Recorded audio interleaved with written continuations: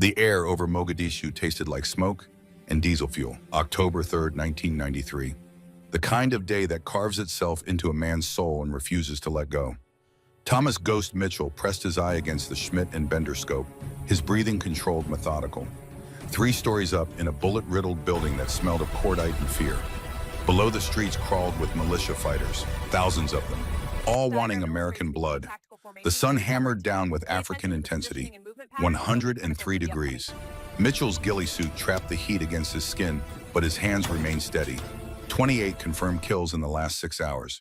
His M40A3 had become an extension of his will. Through the scope, he tracked 4 Rangers pinned behind a burned-out vehicle. 200 meters east, militia closing from 3 directions. The math was simple and brutal. Without intervention, those men had maybe 90 seconds left. Mitchell adjusted for wind. 12 miles per hour, quartering right. The downtown corridor created unpredictable currents. He exhaled slowly, finding that space between heartbeats where the world goes quiet. The first shot dropped a fighter with an RP. The second took down the man feeding ammunition to a Technicals mounted gun. The third and fourth cleared the alley. The Rangers moved. They'd live another day. Ghost, this is Ironside. We're pulling out. All elements to Rally Point Bravo. You copy? Jack Donovan's voice crackled through the radio. Steady, professional. The voice of a man who'd been Mitchell's swim buddy through Bud Des, his teammate, through a dozen operations across 3 continents. Copy that, Ironside. I've got eyes on the exfil road. It's hot, but manageable. Mitchell shifted positions, scanning rooftops. The Little Bird helicopters were coming in low, threading between buildings. Beautiful and desperate. The entire operation had gone sideways. What should have been a 30-minute snatch and grab had turned into a meat grinder. He provided overwatch as Donovan's element moved through the streets below. 5 SEALs moving fast, carrying 2 wounded. Mitchell dropped targets with mechanical precision. A fighter here, a spotter there, creating corridors of safety through pure violence. Then he saw it. The fighter on the adjacent rooftop 70 meters away, RPG-7 on his shoulder, lined up perfectly on Donovan's position. Mitchell didn't hesitate. The shot broke clean. The fighter dropped, but the RPG had already fired. The rocket-propelled grenade spiraled through the air with terrible beauty. Mitchell watched it arc toward the street below, toward his friend, his brother. Jack, RPG inbound. Donovan looked up, saw death coming. His body tensed to move, but the angle was wrong, the timing impossible. Mitchell watched Jack Donovan prepare to die. Then something changed in Donovan's trajectory. A violent shove from the side. Another SEAL, younger, faster, had seen the RPG a split second earlier. The tackle carried both men behind a concrete barrier. The explosion tore through the street. Shrapnel screamed in every direction. When the smoke cleared, Donovan was alive. Wounded but breathing. The young SEAL who'd pushed him was not. Mitchell saw his friend's face through the scope, saw the moment Donovan realized he'd been saved, saw the cost of that salvation written in blood on the pavement. But Mitchell had no time to process, no time to grieve. More fighters were closing. He acquired targets, fired, reloaded, fired again, bought seconds and meters with copper and lead. The Little Birds came in, door gunners blazing. Donovan's team scrambled aboard, dragging their dead. Mitchell provided covering fire until the helicopters lifted away. Ghost, you're cleared for exfil. Get to Rally Point Charlie. We've got extract waiting. Mitchell gathered his gear, moved toward the stairwell. That's when he heard the sound that still visits his nightmares. The distant whoosh of another RPG launch. He dove for cover. Wasn't fast enough. The explosion caught him mid-stride. The world became fire and force. He felt his body tumbling, felt ribs crack, felt something tear in his shoulder. When the ringing in his ears subsided, he was on his back. Couldn't feel his legs. Tasted copper. The ceiling above him had a hole torn through it. Through that hole, he could see blue sky, beautiful and indifferent. His radio was gone. His rifle was 10 feet away, twisted metal and shattered wood. He could hear voices below, Somali voices, angry, hunting. Mitchell dragged himself toward a doorway using just his arms, left a blood trail behind him. His vision was narrowing, shock setting in. He'd seen enough combat casualties to know what that meant. He found a corner, pressed his back against the wall, drew his Beretta M9. 14 rounds, not enough, never enough. The footsteps came closer. Multiple fighters, he could hear them checking rooms, kicking in doors. Maybe 2 minutes until they found him. Mitchell thought about his daughter, Sarah. His wife was 7 months pregnant when he deployed. He'd never met his child, never held her, never taught her the things a father should teach.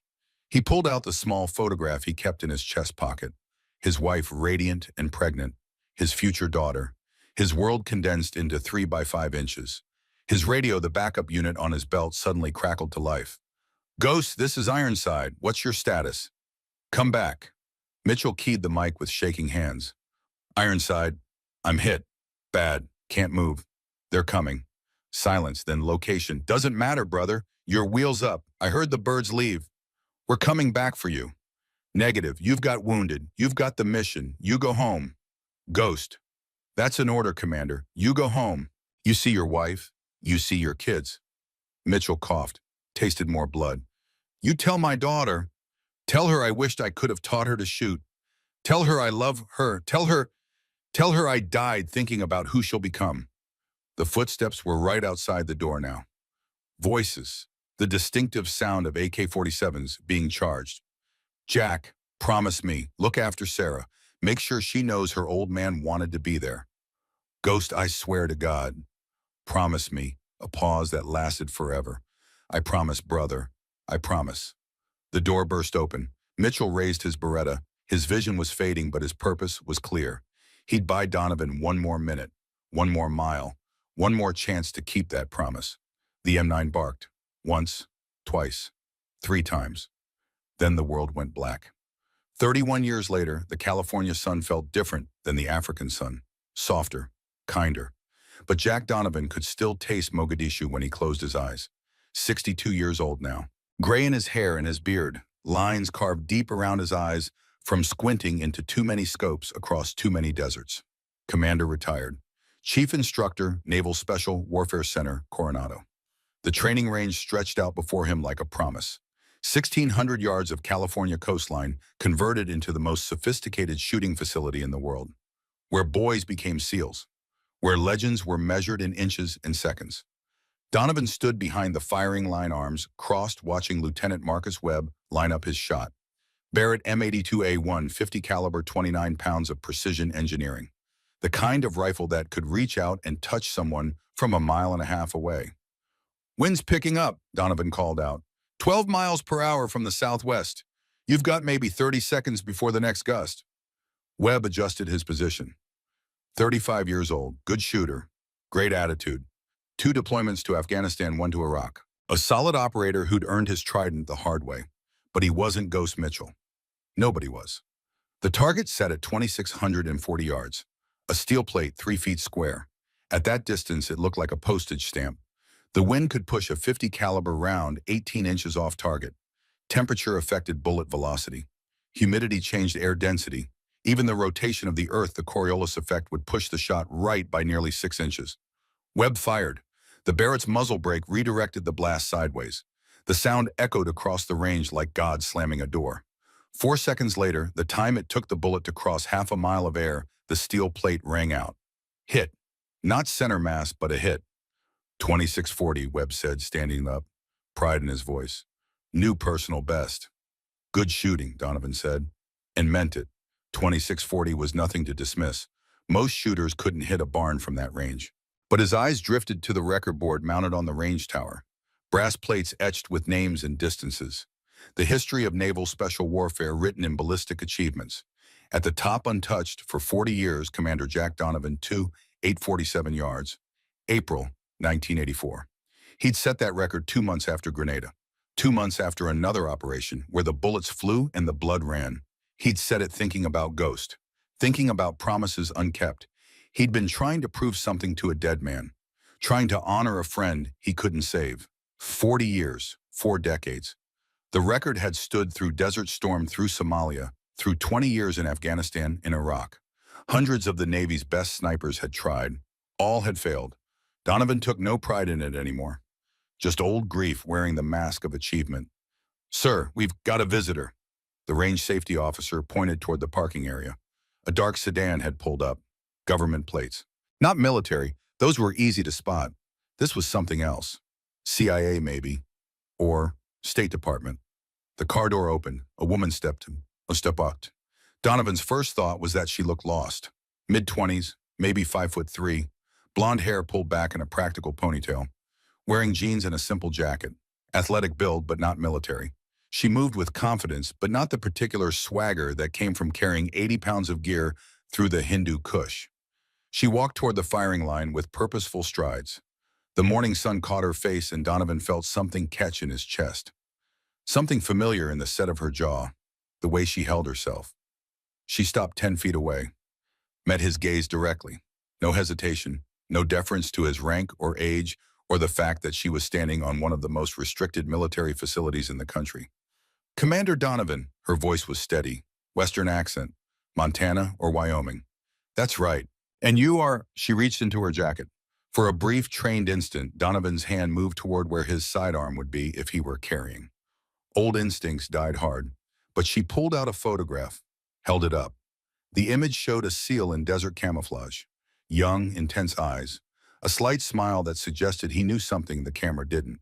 Thomas Mitchell, circa 1992, before Mogadishu, before everything went to hell. I'm Sarah Mitchell, she said, Ghost's daughter. The California morning seemed to freeze. The wind stopped. The waves stopped. Even the seagulls went quiet. Donovan stared at this young woman and saw a ghost indeed. Not Mitchell himself, but his echo, his legacy standing in front of him in jeans and a jacket. Sarah. The name came out rough.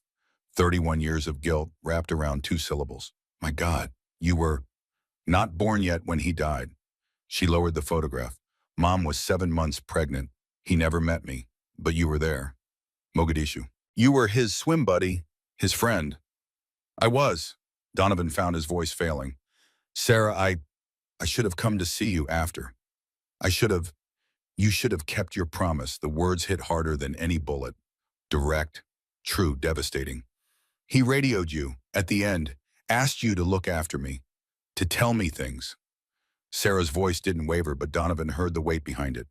31 years of wait. You never came. Donovan had faced enemy fire in a dozen countries, had made decisions that sent men into harm's way, had carried the dead and comforted the dying. But standing in front of Thomas Mitchell's daughter, he felt small and ashamed and utterly without defense. You're right. I failed him. I failed you. There's no excuse good enough. Sarah studied him for a long moment. Then something shifted in her expression. Not forgiveness too early for that, but something softer. Understanding, maybe. My mother said you were wounded, that you spent 6 months in recovery, that you wrote letters but never sent them. She paused. She kept them, all 23 of them. I found them after she passed, 3 years ago. The California sun was too bright. Donovan's eyes were suddenly wet, and he didn't care who saw. I'm sorry about your mother. She was a good woman, better than your father deserved, better than I deserved. She never blamed you, said war takes more than lives, takes pieces of the survivors too. Webb and the other instructors had backed away, giving them space. But Donovan could feel their attention, could feel the weight of the moment pressing down like a physical force. Why are you here, Sarah? After all this time? She looked past him toward the range, toward the targets stretching into the distance, toward the record board with her father's friend's name at the top. I want to try. The range. The shot. Her eyes came back to his. Can I give it a try? The request was so unexpected that Donovan almost laughed, but there was no humor in her face. Just determination. Just purpose. Sarah, this is a SEAL training facility. The shooters here are the best in the world, I know. That's why I came. Webb stepping forward. Ma'am, with respect, this isn't a tourist attraction. That Barrett weighs 30 pounds loaded. The recoil can break an unprepared shoulder.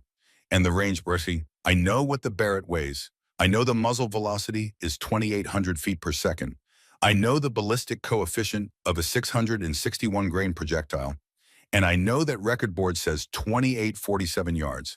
She turned to Webb. I also know you just shot 2640.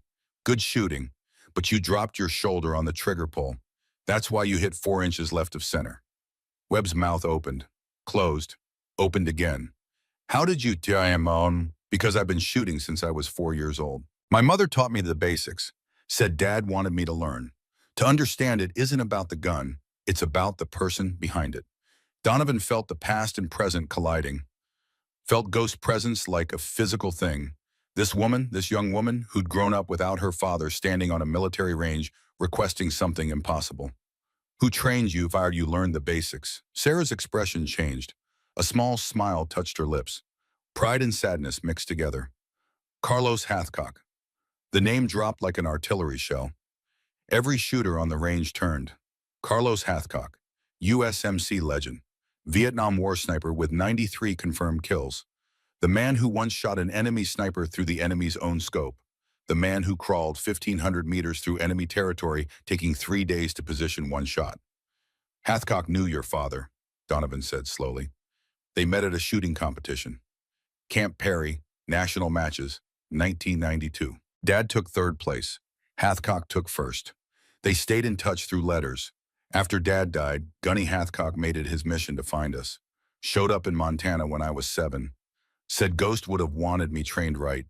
Came every summer for 9 years. She reached into her jacket again. This time she pulled out a small worn notebook. Handed it to Donovan. He opened it. Page after page of shooting data. Range, weather, wind, results. All in careful, meticulous handwriting. The early entries were childish, unpracticed. The later entries were precise and professional. Years of training documented in fading ink. Gunny Hathcock taught me everything. Windage, elevation, reading mirage. When his health started failing in my teens, his former student gunnery sergeant Ron McMillan continued the training until I was 20. Made me promise I'd use the skills to honor Dad's memory. Donovan looked up from the notebook. And what matters, Sarah? Honoring my father. Keeping his legacy alive. Proving that what he wanted to teach me, what Hathcock actually taught me, wasn't wasted. She gestured toward the range. So I'm asking again, can I give it a try? The request was impossible. She was a civilian, untested, unknown. The range was restricted to military personnel only. There were protocols, procedures, regulations. But Donovan looked into Sarah Mitchell's eyes and saw Ghost looking back. Saw determination and skill in something else. Something he'd seen in every great operator he'd ever served with. That spark that separated the capable from the exceptional. One shot, he said. You get one shot. You handle the Barrett properly, follow safety protocols, and take your shot. But Sarah, this isn't a game. These men trained for years to attempt what you're asking. I know, but I'm not asking to beat your record, Commander. I'm asking to honor my father's memory, to stand where shooters like him stood, to do what he wanted to teach me. She paused. And what you couldn't do, come find me, keep your promise. I'm here to tell you it's okay. I'm here to release you from that burden. Donovan felt 31 years of guilt crack open, felt something shift in his chest. This wasn't about shooting. This was about redemption. Closure. The kind of thing that couldn't be found in a bottle or a mission briefing or the bottom of the ocean. Webb set her up on the line, 2,600 yards to start. Webb looked incredulous. Sir, I don't think... That's an order, Lieutenant. The range went quiet. The other instructors gathered at a respectful distance. Word was spreading through the facility. Ghost Mitchell's daughter was on the line. This had to be seen to be believed. Sarah approached the Barrett like a priest approaching an altar. Reverent but confident, she checked the chamber clear, examined the bolt, smooth action, ran her hand along the barrel clean, properly maintained. Looked through the loopholed Mark IV scope, clear glass, proper adjustment turrets. This is set for a 200-yard zero, she said. I'll need to adjust for distance. How much? Webb asked. Testing her. Sarah didn't hesitate. 2,600 yards is 1,560 inches of drop with a 661 grain projectile at 2,800 feet per second. Accounting for standard atmospheric conditions, that's approximately 85 minutes of angle elevation adjustment. Webb blinked. That's exactly right. I know. Sarah made the adjustments to the scope. Her movements were practiced efficient. Wind, Donovan checked his Kestrel weather meter. 12 miles per hour, southwest, gusting to 15. That's 9 minutes, right? Plus Coriolis effect at this latitude, call it 1 minute. Total 10 minutes windage. She was calculating ballistics in her head faster than most shooters could with a computer. Donovan felt a chill run down his spine. This wasn't just training. This was natural talent refined by the best teacher in history. Sarah lay down behind the Barrett, adjusted the bipod, settled her body into perfect prone position. Her breathing slowed, shoulders relaxed. Cheek weld against the stock was textbook. Target is steel plate 2,600 yards center of range. Webb called out, when holding steady, you're clear to fire when ready. The range held its breath, 15 men watching one small woman with a rifle that outweighed her by a considerable margin. Sarah's finger touched the trigger. Two-stage pull. She took up the slack. Paused. Found that space between heartbeats. The Barrett roared. The muzzle brake directed the blast sideways in a perfect circle of disrupted air. Sarah's body absorbed the recoil, didn't fight it, just accepted it and moved with it. The bullet crossed half a mile of air. 4.2 seconds later, the steel plate rang like a church bell. Center mass, perfect hit, complete silence. Then Webb whispered, "Holy shit." Sarah stood up, safed the weapon, stepped back from the line. Her face was calm, but Donovan saw the slight tremor in her hands. Adrenaline or emotion. Maybe both. "Beginner's luck," Lieutenant Webb said, but his voice lacked conviction. "Then let me try again," Sarah replied. 2,700 yards this time. Donovan should have stopped it. Should have said one shot was enough. "Thank you for coming. This has been remarkable." But something kept him quiet. Some instinct that told him this moment was bigger than protocols, bigger than regulations. Set the target. The range crew moved the steel plate, 2,700 yards, just past 1,600 meters. At that distance, the bullet would be in the air for nearly 5 seconds. The target would be a smaller than a quarter held at arm's length. Sarah made her adjustments. More elevation, slightly more windage. She settled back into position behind the Barrett. This time Donovan knelt beside her, close enough to see the focus in her eyes, close enough to see her lips moving in silent calculation. "Your father was the best shot I ever served with," he said quietly. "Saved my life in Mogadishu. Not with his rifle, with his presence, his skill, his brotherhood. I think about him every day, every single day, Sarah." She didn't look at him, kept her eyes on the target through the scope. "I know, that's why I'm here. To show you that his legacy didn't die in Somalia. It lived, it grew. It's here right now, behind this rifle." Her finger touched the trigger. Smooth pull. The Barrett spoke again. 5 seconds of flight. The plate rang. Another perfect hit. Webb checked the spotting scope. Center mass, maybe 2 inches right of perfect center. "My God, she's actually—" "One more," Sarah said. Her voice was stronger now. 2,800 yards. "That's past my personal best," Webb said. That's past everyone's best except Commander Donovan's," Sarah finished. "I know. That's why it matters." The target moved again. 2,800 yards. Almost exactly 1,600 meters. At that range, a shooter had to account for everything: temperature, humidity, air pressure, Earth's rotation. A single degree of error in calculation meant a complete miss. Sarah stood from the line, walked 20 feet away, closed her eyes. Donovan watched her lips moving. Calculation or prayer, maybe both. When she returned, her face had changed. All doubt gone. All hesitation burned away. She loaded the Barrett herself this time, chambered the round with practiced ease, settled into position with the confidence of someone who'd done this 10,000 times. "Wind's shifting," the range safety officer called out. 14 miles per hour now, more gusty." "I feel it," Sarah replied. Made a slight adjustment to her windage. Donovan found himself holding his breath, found himself wanting her to succeed more than he'd wanted anything in years. This wasn't about the record. This was about Ghost, about promises, about an unborn daughter growing up without her father and still finding a way to honor him. Sarah's breathing slowed. In, out, in, out. She found that sacred space where time stretches and the world narrows to nothing but the target and the trigger. The Barrett fired. The sound rolled across the range. The bullet climbed into the California sky. 2,800 yards is more than a mile and a half. At that distance, the bullet reaches higher than a 30-story building at its apex before beginning its descent. 5.1 seconds. An eternity.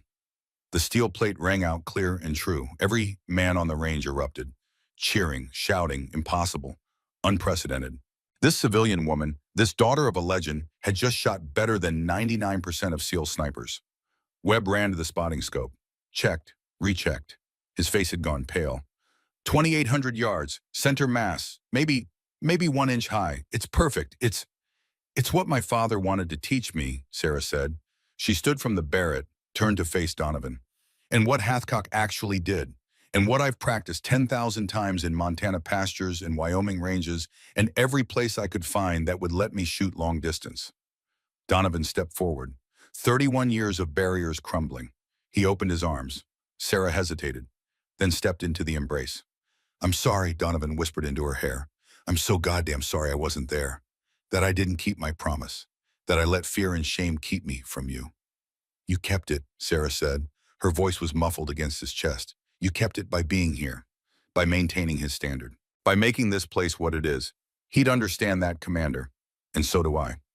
They stood there, two people bound by a ghost and a promise, while the California sun climbed higher and the range buzzed with amazement. Then a voice cut through the celebration. Female, professional, unexpected. "That was extraordinary, Ms. Mitchell. Truly extraordinary." Everyone turned. A woman in a dark business suit stood at the edge of the range, late 40s, short hair, government credentials hanging from her neck. She'd appeared from nowhere, and that alone told Donovan everything he needed to know. By, the woman walked onto the range with the confidence of someone who belonged everywhere and nowhere. Her eyes were on Sarah. Only Sarah. "My name is Patricia Morgan. I'm with the Special Activities Division." She stopped 10 feet away. "And I need to ask you a question, Miss Mitchell. That was impressive shooting. But the real question is, can you do it under pressure? Can you do it when legs hang in the balance? Can you do it when the target shoots back?" Sarah's expression didn't change. "Why are you asking?" Morgan pulled out a tablet, tapped the screen, turned it to show Sarah and Donovan. The image showed a compound, mountains, Middle Eastern terrain, high-resolution satellite photography, and in the center, marked with a red circle, a single building. "Because we need a shooter. We need someone exceptional, someone who can make a shot that nobody else can make, someone who doesn't exist in any military database, someone expendable enough that if things go wrong, the government can deny they were ever there." "What's the target?" Donovan asked, his training overriding his shock. "Not what, who." Morgan swiped the tablet. A new image appeared. A man, 60s, gray beard, hard eyes, tribal clothing. Zahir Khan, warlord, former Mujahideen, current terrorist facilitator. And the man who has Senator Richard Caldwell held hostage in Afghanistan. "We have 48 hours before Khan executes the senator on camera for propaganda." Sarah was staring at the image of Khan. Something had shifted in her face, something cold and focused. "What's the required shot distance?" she asked. 2,923 yards. Morgan's voice was flat. "From the only vantage point that provides line of sight without detection. It's the longest shot we've ever attempted. Our best military snipers have said it's impossible. The wind alone—" "I can make it," Sarah interrupted. "You sound very confident." "I am, but I have a question first." Sarah's eyes hadn't left Khan's image. "This man, Zahir Khan, where was he in 1993? Oh. Morgan's expression flickered. Surprise. "How did you answer the question?" A long pause. "Then Somalia. He was an intelligence broker, sold information to various factions, including including information about American force positions and movements. The range had gone completely silent. Every man there was special operations. Every man there understood what was being said, what was being implied." Sarah's voice was ice. "Task Force Ranger, October 3rd, 1993, the Battle of Mogadishu. Khan sold them our positions. That's classified information. My father died that day. SEAL team operator Thomas Ghost Mitchell. Khan's information led directly to the ambush that killed him." Sarah finally looked up from the tablet, met Morgan's eyes. "You didn't come here by accident. You knew who I was, what I could do, and you knew I'd have a personal reason to accept this mission." Morgan didn't blink. "Yes, that's manipulative. That's necessary. The senator dies in 48 hours if we do nothing, and Khan walks away to kill more Americans. I need a shooter who can make an impossible shot. But more than that, I need a shooter who wants to make it, who has a reason beyond duty, beyond country." She paused. "I need someone with a personal stake." Donovan stepped between them. "Absolutely not. Sarah, this is my choice." Sarah finished. "This is my choice, Commander. You're a civilian. You have no combat experience, no tactical training. This is a suicide mission, and they're using your father's death to manipulate you into accepting." "Everything you said is true, except the last part." Sarah looked at him. "They're giving me the chance to finish what Dad started, to honor him properly, to eliminate the man who took him from me before I even existed. Ghost wouldn't want this. He wouldn't want you risking your life. My father died doing exactly this, risking his life for a mission, for his brothers, for something bigger than himself. Her voice softened. You of all people know that, Jack. You were there. You know why he stayed. Why he made that last stand. Donovan did know. Had lived with that knowledge for 31 years. Morgan stepped forward. If you accept you won't be alone, we'll build a team, professional operators, the best we have. Their job will be to get you into position, provide security, and extract you after the shot. She looked at Donovan. We want Commander Donovan to lead that team. No, Donovan said immediately. I'm 62 years old. I'm retired. I'm the only man she'll trust, Morgan finished. The only man who knew her father. The only man who can turn this from a mission into a promise kept. The words hit home. Donovan felt them settle into his chest like stones. Sarah was watching him. I won't go without you. I can't. You're my connection to him, to what this means. 31 years. 31 years of guilt and shame and promises unkept. 31 years of training young SEALs while the ghost of Thomas Mitchell looked over his shoulder.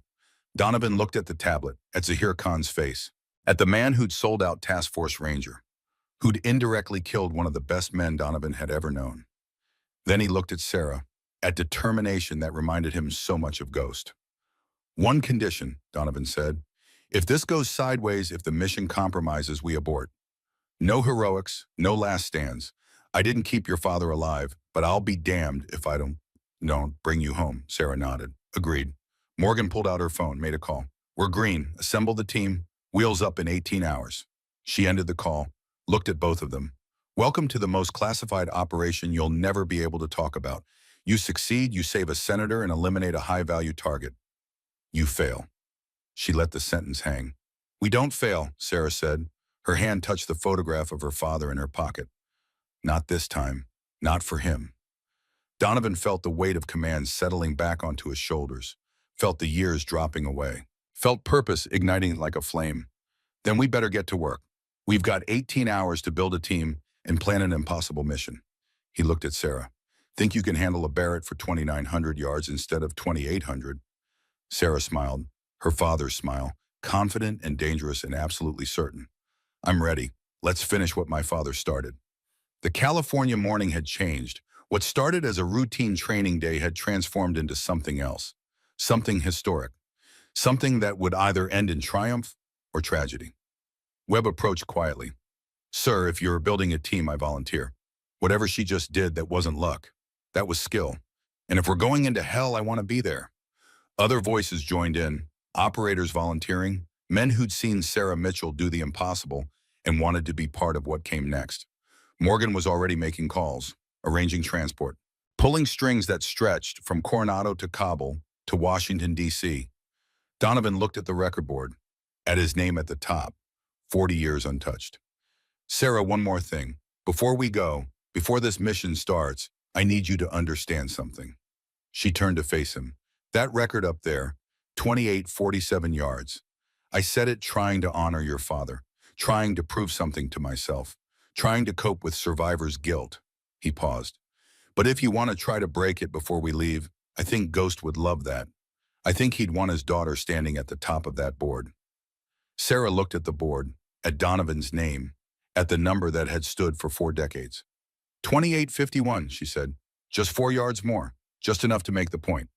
The range crew was already moving the target, 2,851 yards, 4 yards past the record that had stood since 1984. Sarah loaded the Barrett one more time, settled into position. The sun was higher now. The wind had shifted. Everything was different than her previous shots. But she was Thomas Mitchell's daughter, Carlos Hathcock's student, and she was shooting for something bigger than records. She was shooting for redemption, for closure, for an unborn daughter who never got to meet her father. The Barrett fired. The sound rolled across the range one final time. 5.3 seconds of flight. The steel plate rang out crystal clear. Webb checked the spotting scope. His voice was quiet, reverent. Dead center, 2851 yards, new record. Sarah stood, looked at Donovan. For Ghost. For Ghost, Donovan agreed. Morgan closed her tablet. Touching, truly. Now let's move. We have a senator to rescue and a warlord to kill. The real test begins when you're in the mountains and Khan's men are shooting back. She walked away, already barking orders into her phone. Donovan and Sarah stood alone for a moment. The range behind them. the mission ahead. "Are you scared?" he asked. "Terrified," she admitted.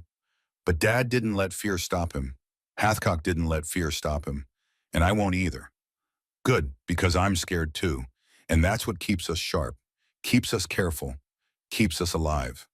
They walked toward the parking lot together, toward whatever came next, toward Afghanistan and mountains and a shot that would either make history or end in failure. Behind them, the range crew was already updating the record board, removing Donovan's name, adding Sarah Mitchell's. The torch had been passed. The legacy continued. And somewhere in the California morning, in the space between earth and sky, Ghost Mitchell's spirit smiled. The mission had begun. The C-17 Globemaster's engines droned like distant thunder. 14 hours in the air, Coronado to Germany, to Kuwait, to Bagram Air Base, Afghanistan. Sarah sat in the cargo bay surrounded by gear and the weight of what was coming. The aircraft's interior was utilitarian metal and webbing, red lighting for night operations, the kind of environment that stripped away civilian comfort and left only mission focus. She'd changed from jeans into multicam fatigues, tactical boots, load-bearing vest with magazine pouches. The transformation from civilian to operator felt both foreign and inevitable. Across from her, Commander Donovan reviewed maps on a ruggedized tablet. His face was illuminated by the screen's glow. 62 years old, but moving like a man 20 years younger. The mission had done something to him, stripped away the weight of peaceful years and revealed the operator underneath. Lieutenant Marcus Webb sat to her right, cleaning his M4A1 with practiced efficiency, the rifle field stripped on his lap. Each component examined, oiled, reassembled. Meditation through maintenance. To her left, Petty Officer Jake Morrison, call sign Doc, studied medical supplies. 29 years old, 4 deployments. Combat medic who'd saved 17 lives under fire. His hands were steady as surgeons' hands as he organized trauma kits and pressure bandages and syringes of morphine. Petty Officer Luis Ortega occupied the far corner. 31 demolitions expert, he was arranging breaching charges and date cord with the care of someone handling sleeping serpents. Dangerous but controllable if you knew what you were doing. This was the team. 5 people against a compound full of fighters. 5 people trying to do the impossible. Sarah felt the weight of the Barrett M82A1 case beside her, inside the rifle that had broken a 40-year record. The rifle she'd need to make an even more impossible shot. 2,923 yards, in combat conditions, with lives on the line. The aircraft hit turbulence. Everyone swayed with the motion. Nobody reacted. Operators learned early that you couldn't control the plane. Only yourself. Donovan looked up from his tablet. "Sarah, come here. You need to see this." She unbuckled and moved across the cargo bay, knelt beside him. The tablet showed satellite imagery, high-resolution photographs of mountainous terrain, compound structures, defensive positions. "This is the target, Kunar Province, 15 kilometers from the Pakistan border. Zahir Khan's primary headquarters." Donovan zoomed in. Elevation 3,200 meters. Thin air, cold at night, hot during the day. Wind patterns are unpredictable because of the valley effect. Sarah studied the terrain. Mountains rose like broken teeth. The compound sat in a small valley protected on 3 sides by peaks. Only one approach that didn't require mountaineering equipment. "Where's the shooting position?" Donovan swiped to another image. A ridgeline on the northern side. "Here, 2,923 yards from the main building. It's the only position with clear line of sight that's outside of Khan's security perimeter." "What's the elevation difference?" 800 meters higher than the compound. "You'll be shooting downhill at roughly 15 degrees. Sarah did the math in her head. Downhill shots were tricky. Gravity affected the bullet differently. The rule of thumb was to aim lower than the actual distance. But at nearly 3,000 yards, the calculations became complex. "Atmospheric conditions at that altitude will reduce air density," she said. "Less drag on the bullet, flatter trajectory, but the wind will be a nightmare," Webb interjected. He'd moved closer to listen. "Valley winds are unpredictable. You'll have updrafts, downdrafts, thermal currents. The air temperature difference between the ridge and valley floor will create convection patterns that change minute by minute." Sarah nodded. This wasn't Coronado. This was real-world chaos, variables that couldn't be controlled, only adapted to. "What about the target, Senator Caldwell?" Donovan pulled up another image. A man in his late 60s, distinguished, gray hair, wearing formal clothes now torn and dirty. Senator Richard Caldwell, chairman of the Senate Armed Services Committee, captured 3 weeks ago while on an oversight visit. Khan knew exactly who he had, exactly how valuable. And Khan himself, the image changed. The same face Sarah had seen on Morgan's tablet. Hard eyes, gray beard, the face of a man who'd survived decades of war. Zahir Khan, 64 years old, fought the Soviets in the 80s, fought the Taliban in the 90s, fought us in the 2000s. Now he fights for whoever pays him. Currently aligned with ISIS-K, but his real loyalty is to himself. Sarah stared at Khan's face. This man had sold information that led to her father's death, had taken money for American blood, had lived 31 years while Ghost Mitchell never met his daughter. When do I take the shot? That's complicated. Donovan swiped again. Khan is scheduled to execute Caldwell at 0800 tomorrow. That's our window. But his tablet buzzed. Incoming message. Encrypted. Donovan read it and his face changed. Went pale. What? Sarah asked. New intelligence. CIA just confirmed. He stopped. Took a breath. There's a second hostage. Khan captured a CIA officer 6 months ago. Michael Torres, former SEAL. He was on the Mogadishu mission. He knew your father. The cargo bay seemed to shrink. Sarah felt her pulse accelerate. Torres is alive. Barely. Khan's been interrogating him, torturing him for information about CIA operations in the region.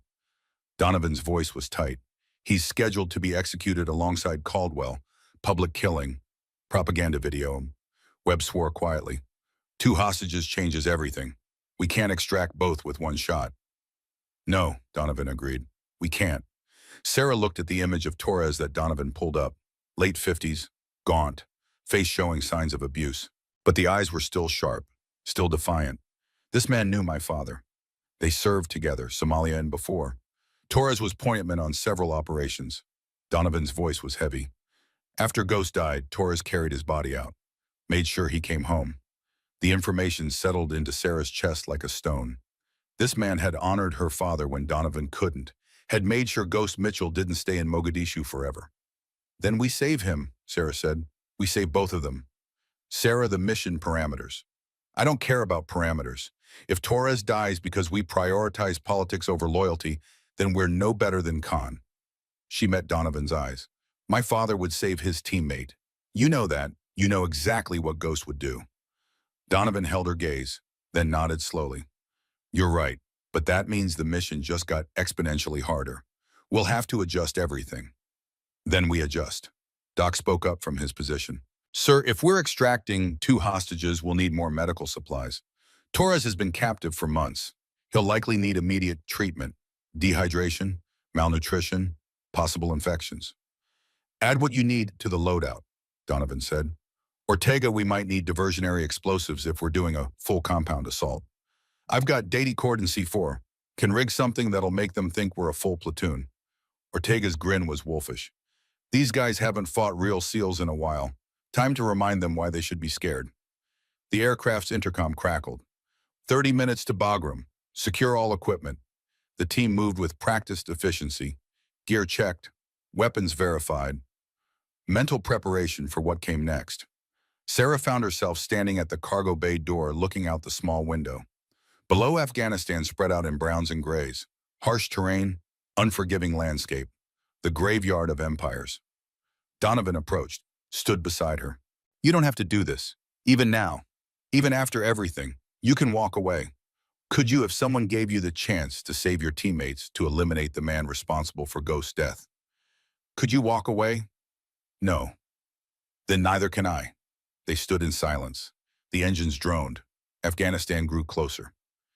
Your father used to stand like this, Donovan said quietly, before operations, looking out at whatever country we were about to jump into. I'd ask him if he was scared. He always said the same thing. What? Terror is just focus wearing a mask. Feel it, use it, but don't let it run the show. Sarah smiled despite everything. That sounded like the father she'd never known. The man who'd written letters to his unborn daughter, who'd wanted to teach her to shoot tin cans off fence posts, who'd promised he'd come home. The aircraft began its descent.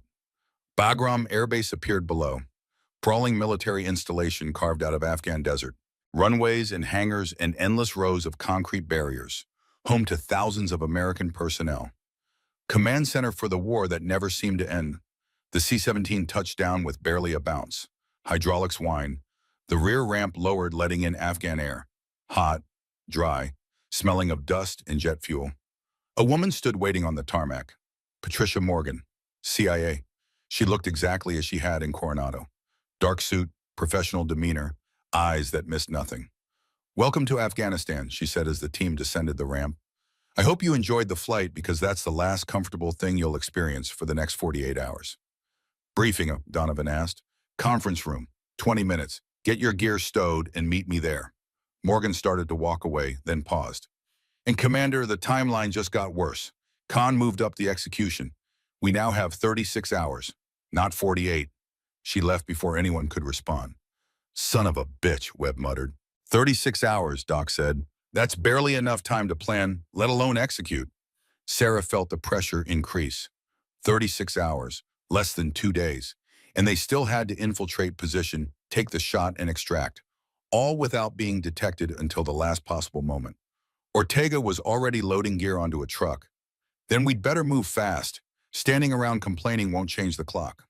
The team grabbed their equipment and followed. The briefing room was sterile. White walls, fluorescent lights, a large screen dominating one wall. Maps covered a table. Satellite images pinned to a board. The detritus of intelligence work spread across every surface. Morgan stood at the head of the table. Beside her, a man in army fatigues. Colonel, older, weathered face. "This is Colonel Rains. He runs JSOC operations in this sector. He'll be coordinating air support and extraction." Rains nodded curtly. "I'll be blunt. This mission is borderline insane. The distance, the terrain, the timeline. My recommendation was to send in a full SEAL team or wait for better opportunity. I was overruled."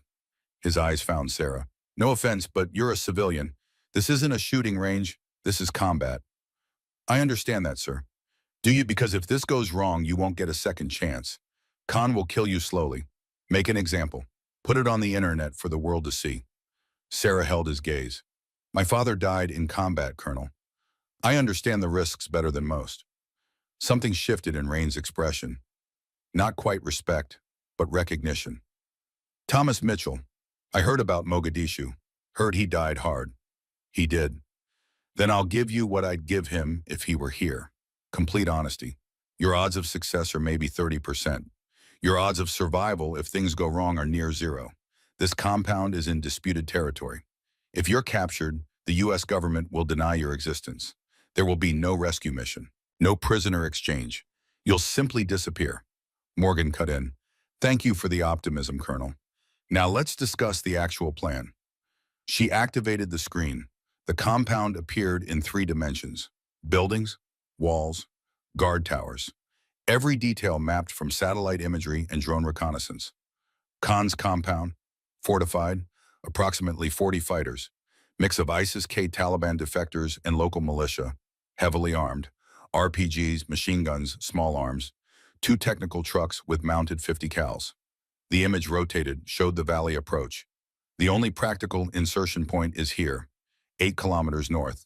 We'll insert by helicopter at 2300 hours tonight. From there, you trek 6 hours through mountain terrain to reach the observation position. Donovan studied the route. "That's rough terrain, in the dark, carrying full combat loads plus sniper equipment." "Yes, which is why you're inserting with night vision and taking the most direct route possible." Morgan zoomed in on the ridge. "This is your shooting position, 2,923 yards from the primary building, 800-meter elevation advantage, clear line of sight." "What about enemy patrols?" Webb asked. "We've observed patrols out to 5 kilometers from the compound. Irregular schedule, usually 2 to 4-man teams. Taliban mostly, not particularly well trained, but they know the terrain." Rules of engagement. Avoid contact if possible. If contact is unavoidable, weapons free. But understand that any firefight before you reach position compromises the mission. Khan will move the hostages, change the schedule. You'll lose your window. Sarah traced the route with her finger. 6 hours through hostile territory, in the dark, trying to be invisible. The difficulty was stacking up exponentially. Once we're in position, what's the timeline? Execution is scheduled for 0800. That gives you approximately 30 minutes of good light. Dawn is 0530. You'll want to be positioned and calibrated before first light. And after the shot, extraction here. Morgan indicated a clearing 3 kilometers east of the shooting position. You'll have 3 minutes from shot to extraction. We'll have MH-60s in the air. The moment Khan goes down, they come in fast, get you out before the entire compound realizes what happened. 3 minutes, Doc said. That's not a lot of time to cover 3 clicks in mountain terrain. It's what you have. The helicopters can't loiter. The moment they appear, every fighter in the valley will open fire. It's a one-pass extraction. Miss it, and you're on foot through Taliban-controlled territory. The room went quiet, everyone processing, calculating odds, measuring their chances of survival. Colonel Rains spoke again. I'm putting 2 Apache gunships in the air as well. They'll be at standoff range. If things go completely sideways, they can provide cover fire. Buy you a few minutes, but they can't hold off 40 fighters indefinitely.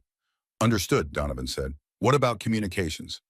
You'll have SATCOM and tactical radio. SATCOM for long-range communication with us. Tactical for team coordination. But minimize radio use. Khan has scanning equipment. He's paranoid. Too much chatter and he'll know someone's in the area. Morgan pulled up another image. Zahir Khan standing in the compound courtyard. Satellite photo from 2 days prior. This is your target. Primary objective is killing Khan. Secondary is recovering the hostages. But understand, if you can't get both hostages out, Caldwell is the priority. He's the senator. Torres is the case officer. Politically, Caldwell matters more. Sarah felt her jaw tighten. Torres matters to me. I understand that. But I need you to understand the political reality. If you have to choose— I won't have to choose, Sarah interrupted. I'll make the shot count. Morgan studied her. You're very confident. I broke a 40-year record yesterday. I can make this shot. On a range, in California, with no pressure except pride.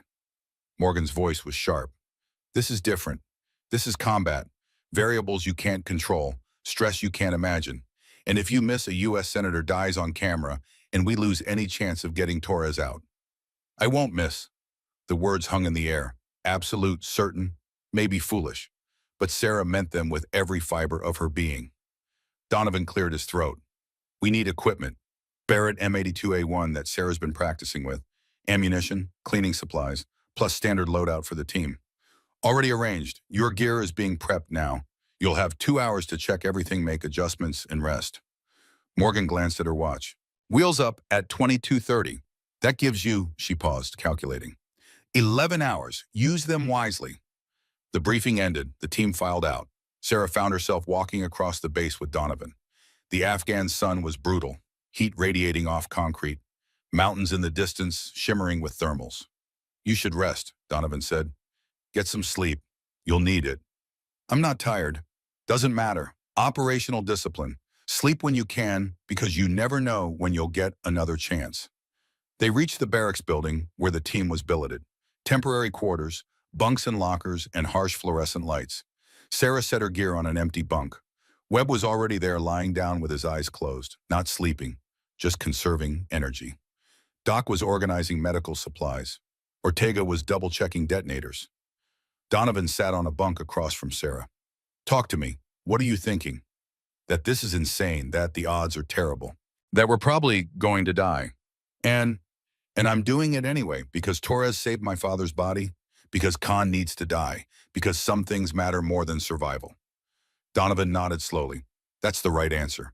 The wrong answer would be pretending you're not scared. Fear keeps you sharp, makes you careful. It's the operators who think they're invincible that get killed. Were you scared in Mogadishu? Terrified every second, but ghost your father, he had this way of making fear feel manageable. He'd crack a joke, make some ridiculous observation. Remind us we were human beings, not just weapons. Tell me something about him, something I don't know. Donovan was quiet for a long moment. Then he sang terribly, couldn't carry a tune to save his life. But before every operation, he'd hum this song. Don't worry, be happy. Bobby McFerrin drove everyone crazy, but it became this ritual. We'd hear him humming, and we'd know everything was going to be okay, even when it wasn't. Sarah smiled despite everything. Mom never mentioned that. Some things are just for the guys who were there, the little moments that don't make it into official records, the human parts that get lost in the mission reports. He paused. He loved your mother, talked about you constantly, even though you weren't born yet, had the ultrasound picture in his gear. The last thing he saw before he died was probably that image of his future daughter. The words should have hurt. Instead, they felt like a gift, a piece of her father she'd never had. Thank you for telling me. Thank you for letting me be part of this, for giving me a chance to finish what I started 31 years ago. A loudspeaker crackled. Alpha Team report to Armory for equipment check. Alpha Team to Armory. The team moved as one, down corridors, through security checkpoints, into the armory where their equipment waited.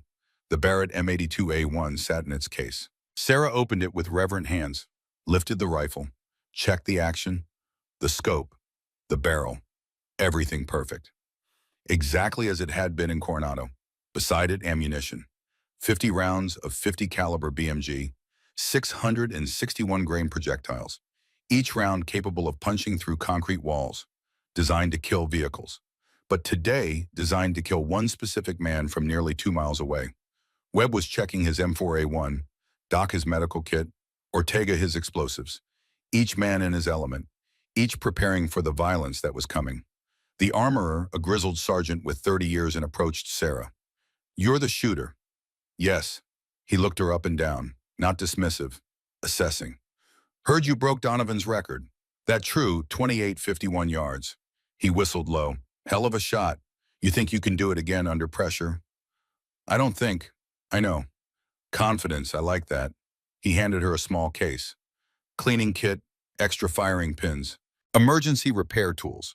That Barrett is solid, but machines break, especially in this country. Sand gets everywhere, destroys optics, gums up actions. Keep it clean. Keep it maintained. "I will." "And miss," he paused, "your father was a good man. I was stationed in Mogadishu. Not on that mission, but I heard about it. Heard about Ghost. He saved a lot of lives that day. I hope you get the son of a bitch who killed him." Sarah felt her throat tighten. "That's the plan." The team spent the next hour checking every piece of equipment, every magazine, every battery, every strap and buckle and seal.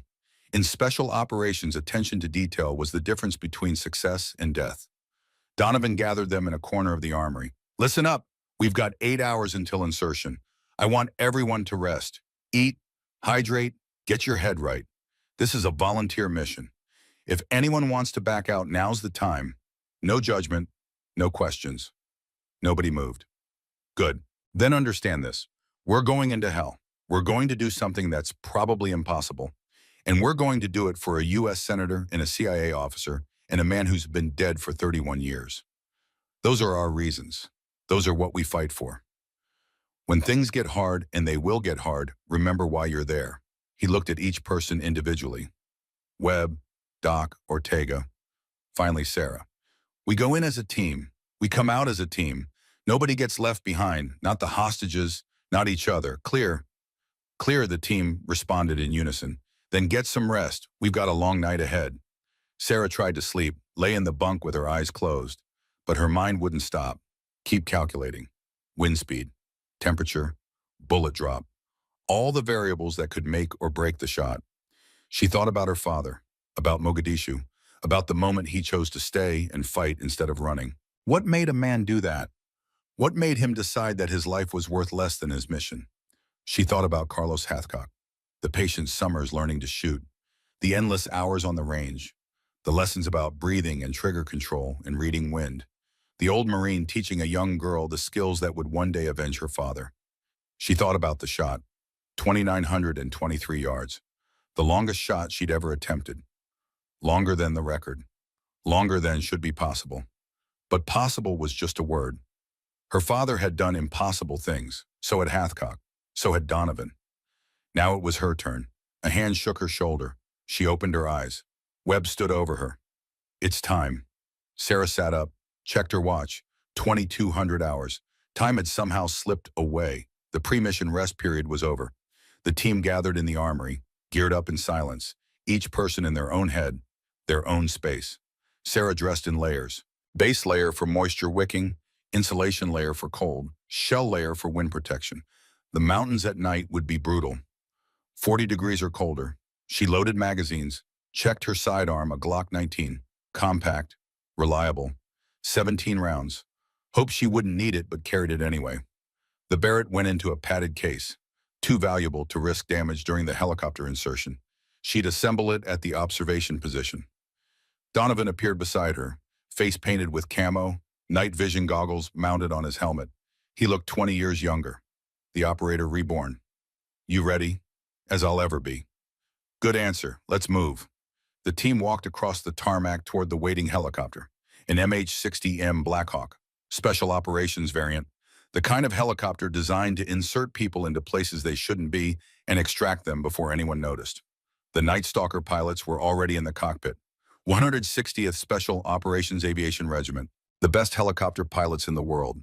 Men who could fly nap of the earth through mountain valleys at night with no lights. The team climbed aboard, took seats along the cargo bay walls, strapped in. The crew chief gave a thumbs up. The rotors began to spin, slowly at first, then faster. The turbines whined. The helicopter lifted off the tarmac with barely a wobble. Bagram fell away below, lights disappearing into darkness. Then just mountains, endless mountains stretching in every direction. Afghanistan in its natural state. Harsh, beautiful, deadly. Sarah looked out the door at the darkness rushing past, felt the wind, felt the helicopter vibrating through her bones. This was it, the point of no return. They were committed, moving toward enemy territory, toward combat, toward a shot that would either make history or end in catastrophe. Beside her, Donovan was checking his rifle. Webb was staring at nothing. Doc had his eyes closed. Ortega was smiling slightly, like he knew a secret joke. The helicopter flew low, following valley floors, avoiding radar, invisible in the night. 30 minutes into the flight, the crew chief held up his hand. 5 fingers, 5 minutes to insertion. The team prepared, checked gear one final time. Sarah felt her heartbeat accelerate, adrenaline beginning to flow. The body preparing for action. The helicopter flared, descended rapidly. Sarah saw the landing zone through the door, a small clearing on a mountain ridge, barely large enough for the helicopter to hover. Go! Go! Go! The team fast roped out, Sarah last carrying the Barrett case. Her boots hit earth. She disconnected and moved away from the helicopter's rotor wash. The Blackhawk was already lifting away, disappearing into darkness. The sound fading until only wind and silence remained. They were alone, 5 people in Taliban territory, 8 kilometers from the compound. 6 hours of treacherous mountain hiking ahead. Donovan activated his night vision. The world turned green. Standard formation. I've got point. Webb your rear security. Sarah, stay in the middle. We move fast but careful. Radio discipline, hand signals only unless emergency. He checked his GPS, oriented on the correct heading. 6 hours to position. Clock's running. Let's move. The team started walking. Single file. Spacing maintained. Each person responsible for the person ahead. The terrain was worse than Sarah had imagined. Loose rock, steep inclines, narrow paths with sheer drops on one side. The kind of terrain that killed even without enemies shooting. Her pack weighed 60 pounds. The Barrett case added another 29. Her legs burned within the first 30 minutes. But she pushed through, focused on breathing, focused on the next step, then the next. They climbed for 2 hours. Elevation gain that made her lungs ache. The air was thinner up here, less oxygen. Every breath seemed inadequate. Donovan paused at a ridgeline, held up a fist. Everyone stopped, dropped to one knee. Through her night vision, Sarah saw why. Below, in a small valley movement, 4 figures, armed. Taliban patrol. Donovan's hand signals were clear. Bypass, move around, avoid contact. The team moved with painful slowness, each step carefully placed. No sound, no disturbance. Ghosts passing through the night. They were almost past when Sarah heard it. A stone shifting under her boot. Small sound. Tiny. But in the mountain silence, impossibly loud. One of the Taliban fighters turned, looked up toward the ridge. His rifle came up. Time slowed. Sarah saw the moment of decision in the fighter's body language. Saw him preparing to call out, to alert his companions. To compromise everything, Donovan moved first. Suppressed M4A1 rising. 2 shots. Whisper quiet. The fighter dropped without a sound, but the others had heard something.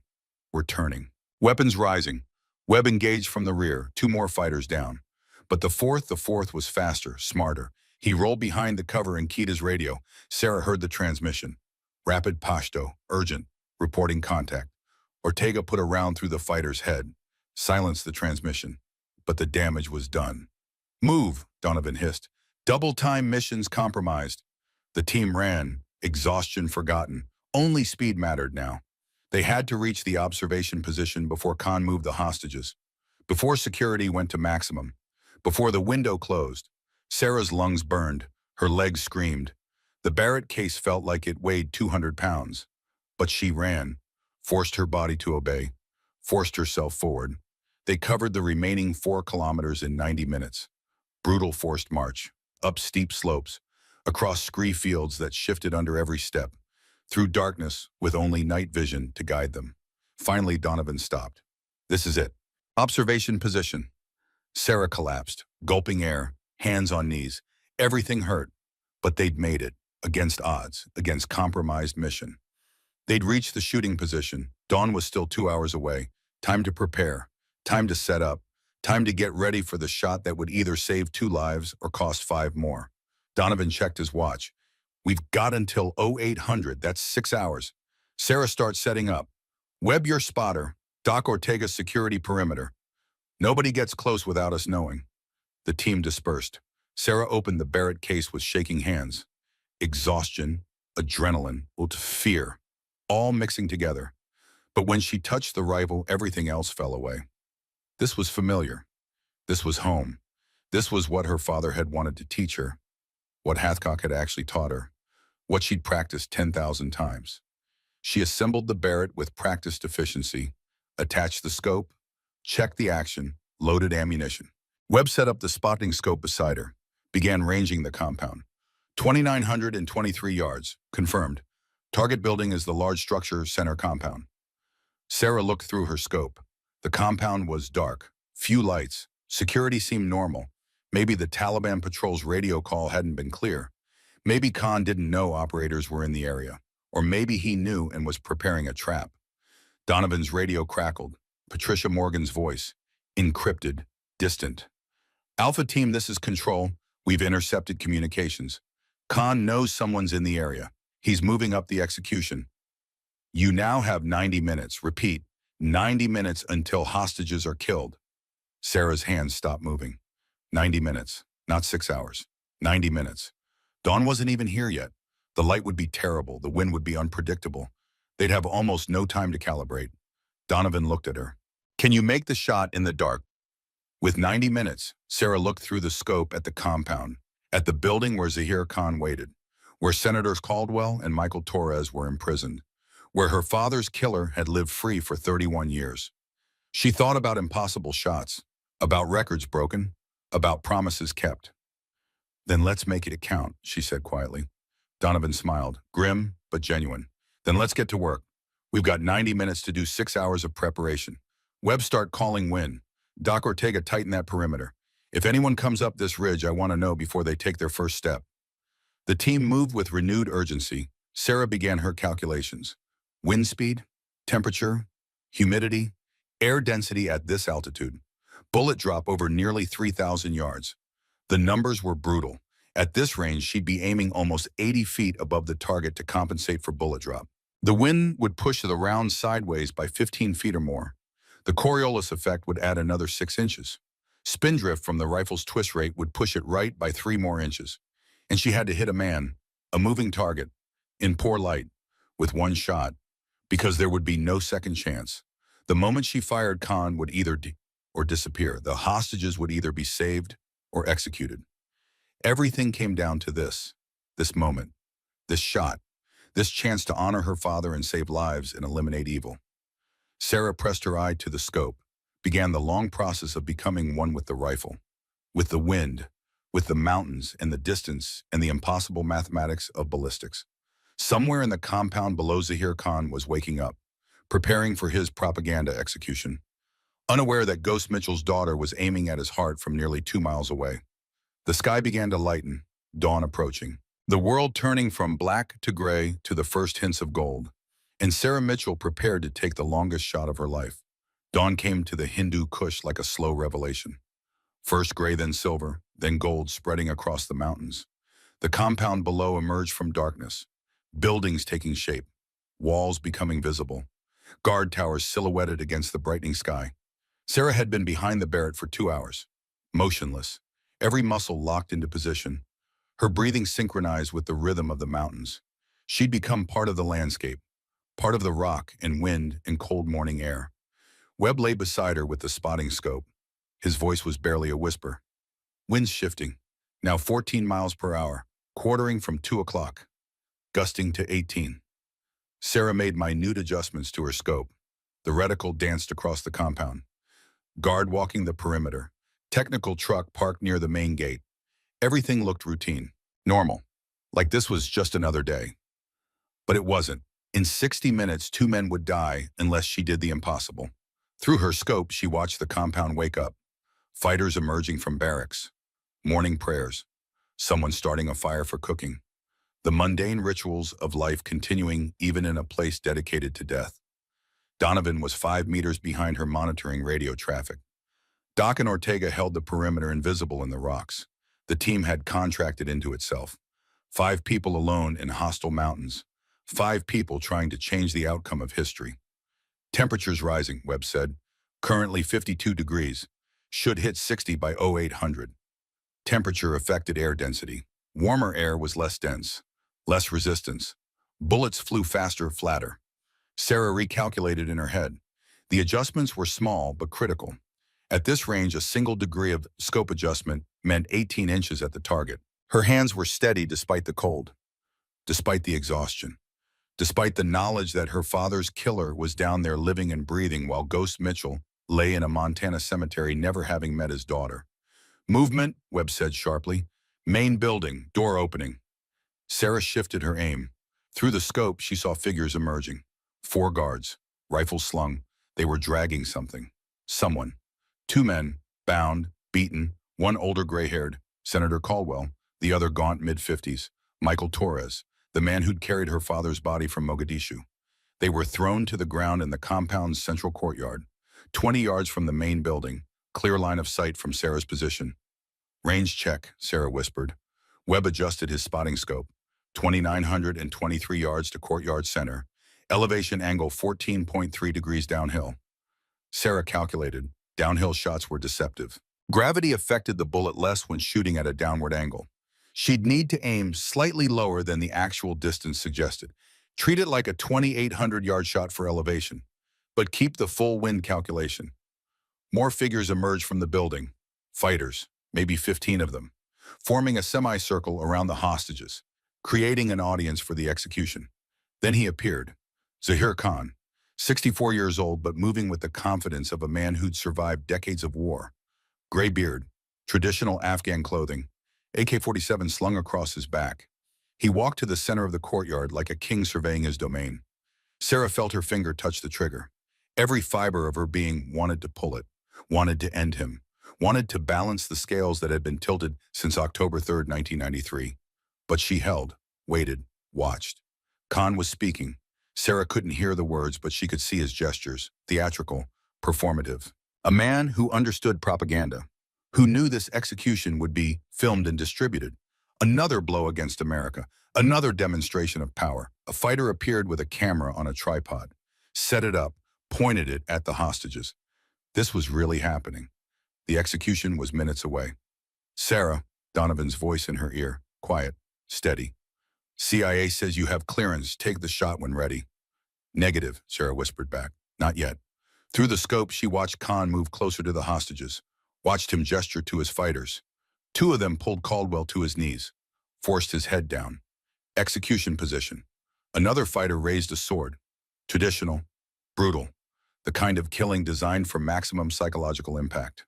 Sarah's world narrowed, the scope, the target, the distance, nothing else existed. Not the cold, not the exhaustion, not the fear, just the shot. But something was wrong. The geometry was wrong. Khan stood behind the executioner, behind the guards.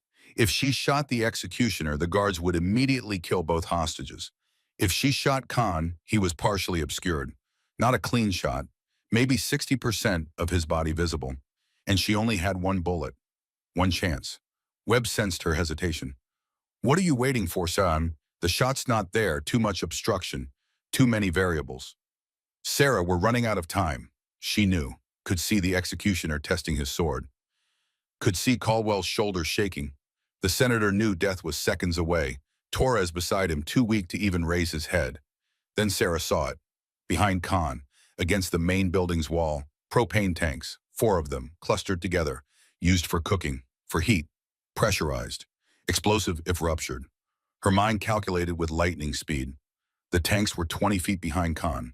If she hit them center mass, the explosion would be catastrophic, would kill Khan, would kill or disable the guards around the hostages, would create chaos. But the shot was even harder, smaller target, partially hidden behind a low wall, and she'd need perfect placement. Hit too low, the bullet would strike the wall. Hit too high, it would punch through the tanks without detonating them. Webb ranged to the propane tanks, behind Khan, against the wall. Webb adjusted his scope, calculated. Same distance, 29 and 23, but Sarah, that's a better shot than trying to thread the needle through all those bodies. She moved her reticle, found the propane tanks. They were maybe 3 feet tall, 18 inches wide, white metal, worn by weather. At this distance, they looked impossibly small. But Carlos Hathcock had taught her that sometimes the target wasn't the target. Sometimes you had to think beyond the obvious. Sometimes the indirect approach was the only approach. Wind holding at 14, gusts to 16. Webb's voice was tense. Sarah, that's an insane shot. All my shots are insane. That's why they work. She made her final calculations. The same bullet drop, the same wind drift, but aiming at metal instead of flesh, aiming at potential energy instead of life. Her breathing slowed, found the rhythm she'd learned on Montana ranges and California firing lines, and every place her father's ghost had guided her hands. In the compound, the executioner raised his sword. Caldwell's head was forced lower. This was the moment, the final seconds before death. Sarah's finger took up the trigger slack. First stage, second stage. The breakpoint was approaching. The point of no return. She thought about her father, about Mogadishu, about the choice he'd made to stay and fight, about the sacrifice that had defined her entire life even before she was born. She thought about Hathcock, about patient summers learning this craft, about the old Marine's words echoing across decades. Don't shoot unless you're certain, but when you're certain, don't hesitate. She was certain. Sarah pulled the trigger. The Barrett roared. The 50 caliber round erupted from the barrel at 2,800 feet per second.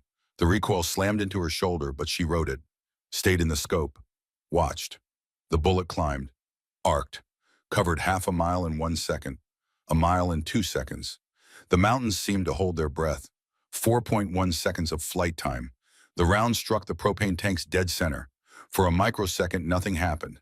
Then physics took over. The pressurized propane detonated. The explosion was massive. A fireball erupted against the building. The shockwave radiated outward.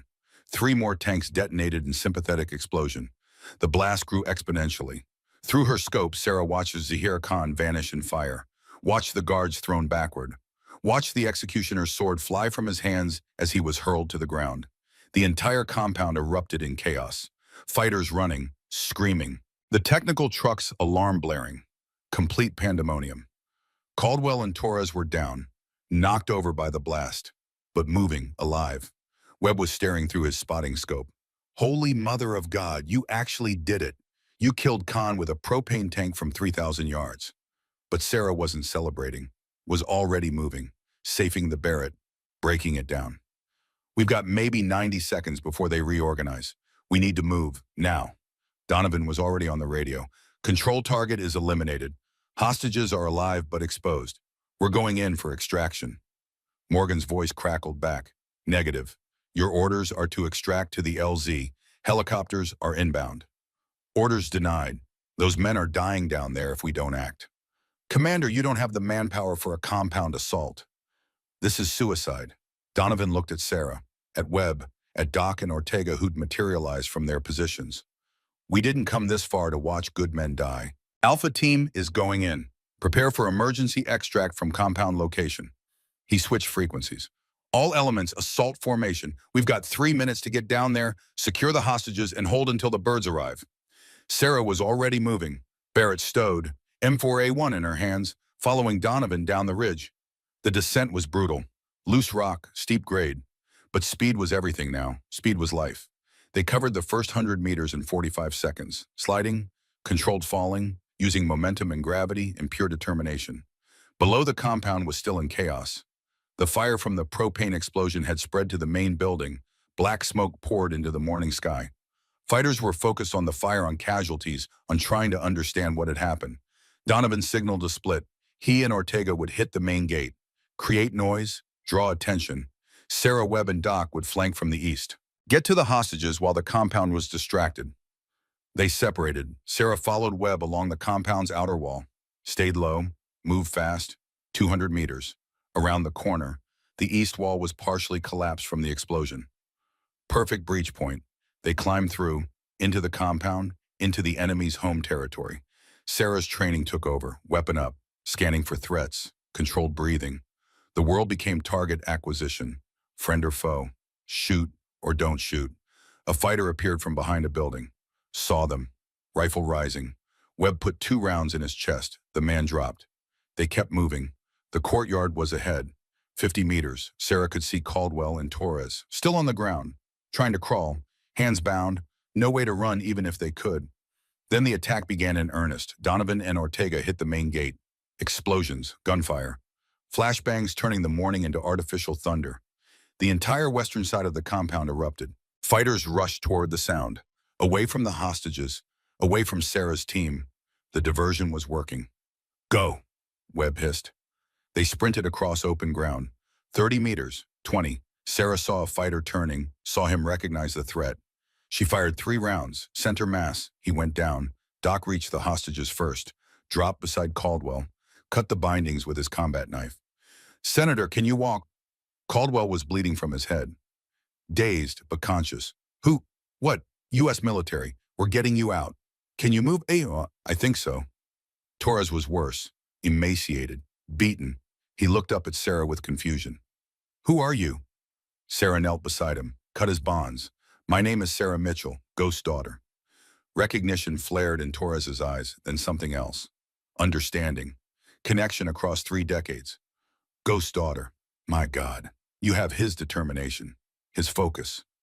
We need to move. Can you walk? I don't know, I'll try. Doc got Torres to his feet. The CIA officer swayed. Malnutrition, abuse, 6 months of captivity. But he stayed upright. An RPG shrieked overhead, detonated against the outer wall. The compound was reorganizing, counterattacking. Their window was closing. Ortega, we've got the packages, Donovan's voice on the radio. Start falling back to the east wall.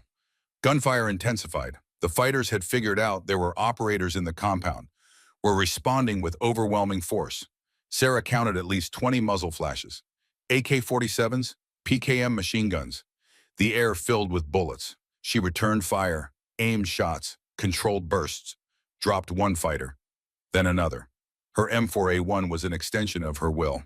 Point and shoot, point and shoot. Muscle memory and training taking over.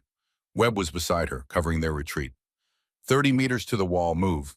They carried Torres between them, Caldwell stumbling alongside, Doc providing covering fire, back toward the breach. Back toward escape. A fighter appeared on a rooftop, RPG on his shoulder. Sarah saw him lining up the shot, saw death in a cylinder of explosives. She pivoted, fired. The fighter jerked. The RPG launched wild, spiraled into the sky, detonated harmlessly over the compound. But more fighters were coming, pouring out of buildings. The initial shock was wearing off. They had numbers, had the advantage of terrain. The team was about to be overrun. Where the hell are those helicopters? Webb shouted. Donovan's voice crackled. 2 minutes out. 2 minutes, 120 seconds. An eternity in combat. They reached the breach in the wall, scrambled through. Torres collapsed on the other side. I can't. I'm done. Leave me. Not a chance. Doc pulled out a syringe. Combat stimulant, adrenaline. This is going to hurt. He jabbed it into Torres's thigh. The CIA officer gasped. His eyes went wide. The drugs hit his system like lightning. Jesus. What was that? Liquid, will to live. Now move. They ran, outside the compound now, heading north, toward the extraction point 3 kilometers away, carrying wounded, pursued by 40 angry fighters. The terrain was broken, rocky, providing some cover, but they couldn't outrun bullets, couldn't outrun an enemy who knew every meter of this ground. Sarah ran beside Donovan. We're not going to make 3 clicks, not with 2 wounded.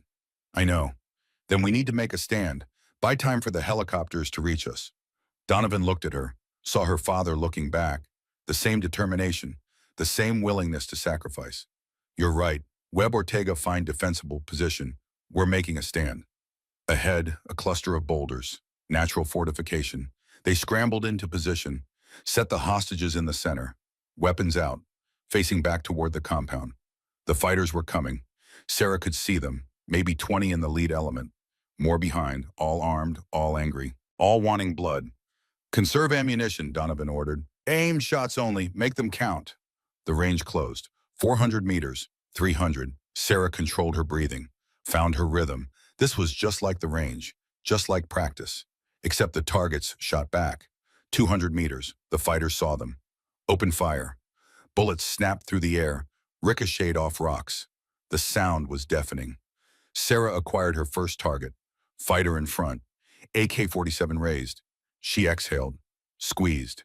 The M4A1 barked. The fighter dropped. Beside her, Webb was firing in controlled pairs. Ortega had switched to his M203 grenade launcher. The 40mm rounds arced into the approaching fighters. Explosions, screams, chaos. But they kept coming. For every one that fell, two more appeared. The compound had emptied. Every fighter was pursuing. Doc was firing one-handed, his other hand on Torres, checking vitals, providing aid even while bullets flew. Torres is stable. Caldwell has a concussion, but he'll live. Glad to hear it, Donovan shouted back, because we're about to. The sound of rotors cut through the gunfire, distant but approaching. The MH-60 Blackhawks, coming in fast and low. But the fighters heard it too, knew what it meant. They surged forward, desperate to kill the Americans before rescue arrived, willing to die to prevent escape. Sarah's rifle ran dry. She dropped the magazine, reloaded, charged the weapon, kept firing. Her shoulder ached from recoil. Her ears rang from the concussive blasts, but she didn't stop, couldn't stop. An RPG shrieked past, 6 inches from her head, so close she felt the heat. It detonated behind them. Shrapnel pinged off the boulders. Ortega was hit, took a round in the arm. Damn it, Doc pivoted. Combat gauze, pressure, quick and efficient. You're fine, keep shooting. Wasn't planning to stop. The helicopters appeared over the ridge. 2 Blackhawks, door guns already firing. Miniguns tearing into the approaching fighters. The 7.62mm rounds came down like mechanical rain. Devastating. Overwhelming. The fighters scattered, dove for cover. The assault broke. The lead helicopter flared, landed 50 meters away. Rotor wash blasting dust and rocks in every direction. Move, move, move. The team ran, carrying hostages, Ortega holding his wounded arm, Doc covering their retreat. Into the helicopter, into salvation. Sarah was last, turned to fire one more burst. Cover the extraction. Her magazine ran dry. She released it, reached for another. A fighter appeared, 15 meters away. Too close, rifle up, aiming at her chest. Time slowed. She saw his finger on the trigger, saw the decision in his eyes, saw her death approaching at 3,000 feet per second. Then Donovan was there, stepped in front of her, his body between her and the fighter, his M4A1 coming up. Both weapons fired simultaneously. Donovan's round struck the fighter in the head. The man dropped instantly, dead before he hit the ground. The fighter's round struck Donovan, high on the shoulder, spun him around, blood sprayed. Jack, Sarah caught him, kept him upright. Don't you dare die, don't you dare. Not planning to. His voice was tight with pain. But we need to go, now. They stumbled toward the helicopter. The crew chief reached out, pulled them aboard. The moment their feet left the ground, the pilot pulled pitch. The Black Hawk climbed, fast and steep. The compound fell away below, fighters firing uselessly, their bullets falling short. The second helicopter matched their ascent. Both aircraft turned north, toward safety, toward Bagram, toward home. Doc was already working on Donovan. Cut away the uniform, exposed the wound. Through and through, missed the bone. You're lucky, Commander. Don't feel lucky. But Donovan was smiling, looking at Sarah. You okay? You jumped in front of a bullet for me. Your father did it for me. Figured I owed him one. He winced as Doc applied pressure.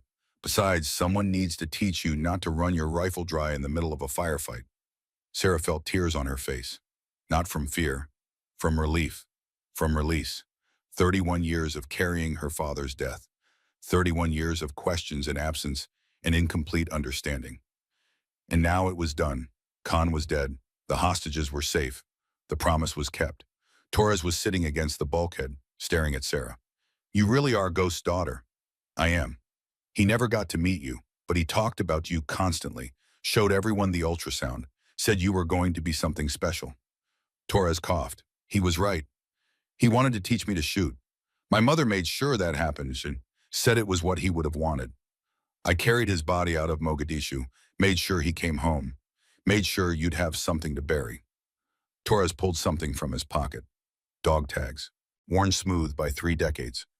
I kept these, thought maybe someday I'd find you, give them back. He pressed them into Sarah's hand. The metal was warm, the engraving still clear. Mitchell Thomas J. 372-54-9843, OPOS SEAL Team 3. Sarah closed her fingers around them, around the last physical piece of her father, around proof that he'd existed, that he'd mattered. Thank you, she whispered. Thank you for bringing him home. Senator Caldwell spoke for the first time since the extraction. What you did back there, all of you, that was the most extraordinary thing I've ever witnessed. Just doing our job, Senator, Donovan said. No, it was more than that. It was courage. It was skill. It was Americans refusing to leave Americans behind. Caldwell looked at Sarah. And you made a shot that shouldn't be possible. Saved all of us with 1 bullet and a propane tank. My father taught me to think creatively, or would have if he'd had the chance. Hathcock finished what he started. Well, you saw one hell of an opportunity today. The helicopter climbed higher. The mountains fell away. Afghanistan spreading out below in all its harsh beauty. Sarah looked out the door at the country that had taken her father. The country that had almost taken her. But it hadn't. She'd survived. They'd all survived. Against odds, against logic, against everything that said the mission should fail.